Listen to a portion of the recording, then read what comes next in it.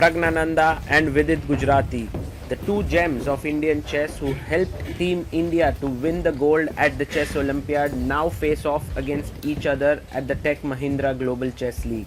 That's because they are in the opposing teams. Praggnanandhaa represents the Alpine SG Pipers, while Vidit represents the Upgrad Mumbai Masters. They're playing on the second board here, 20 minutes with no increment.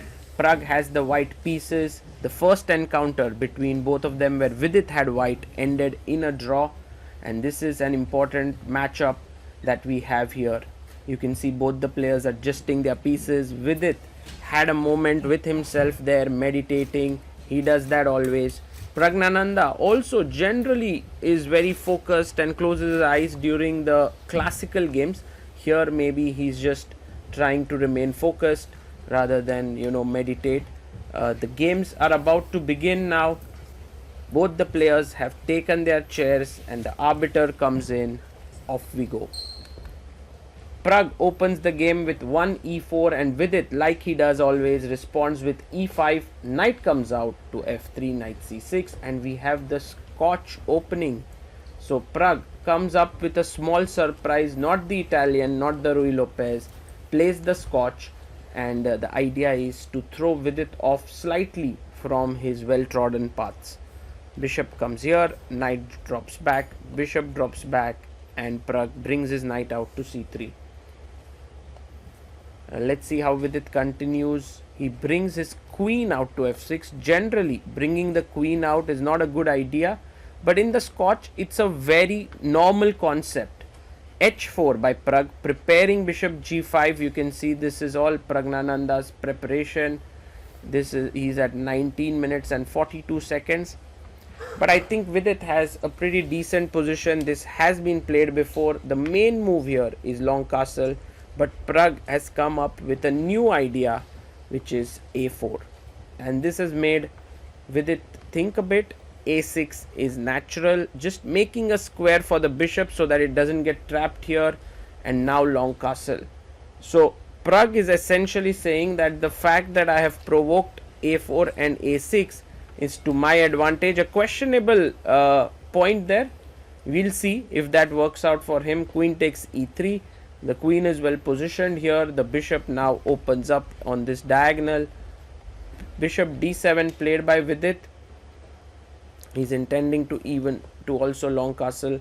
King b1, a useful move to make, and I think Vidit will now long castle here. Yes, he long castles. Black is slightly passive, but all his pieces are very well positioned, so it shouldn't be an issue. Now Prag wants to get his bishop out on this diagonal. That's why he plays it here. Rook e8 is an excellent move by Vidit.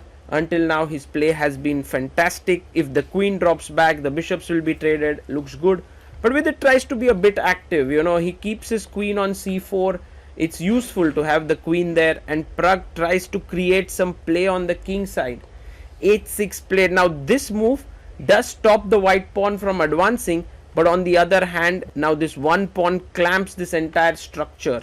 f5 played by Vidit, a useful move, because if you take, I'll just simply capture the queen. Rook h e1 played, and now Vidit plays his knight to e5. Much better was to just bring his rook backwards. Knight e5. Prag finds the best move, attacking the pawns here. Vidit takes, and now once again a very strong move. Queen takes e4, threatening f4, when there'll be a massive pin there right down the board. So Vidit plays rook f8, and Prag anyway goes f4, attacking the knight. White has a small advantage owing to his kingside majority. Vidit brings his knight back. Prag takes it, and now you can take the queen. There's a complicated line here which comes with check here, and then bringing your knight back, and you are a pawn down. But that was much better, because now this beautiful move by Prag, just moving here, attacking g7 and a7, and now the queen enters, and you can see Vidit, without making any real mistake, has landed in a very tough position. a5, once again clamping the structure here. Very powerful chess by Praggnanandhaa in this game. Vidit tries to escape with his king, but you see these two rooks just standing here, They are not going to let the king go away. Queen e3, brilliant move. You can't even run back because a check would drop the rook. So Vidit now plays king e8, and also on time. He has just 2 minutes on the clock. Prag has 4 minutes 45 seconds. It's time to bring the knight into the game. Praggnanandhaa plays it. The knight is pinned here. This is almost game over. Knight e7, threatening to win a piece. The rook moves forward, and there are many ways in which Prag can now turn on the heat. One is g4, g5. The other is f5, f6 is the plan. He's taking his time here, and rightly so. He knows he's completely winning. Pushes his pawn. Vidit has just completely been tied up here.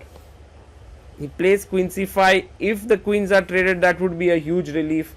But Prag is not going to trade it for sure. He just brings his queen in. He's threatening f6, followed by knight f6, and winning a lot of material. He's already looking at other boards in his team. Vidit is trying to figure out if there's any way to escape here.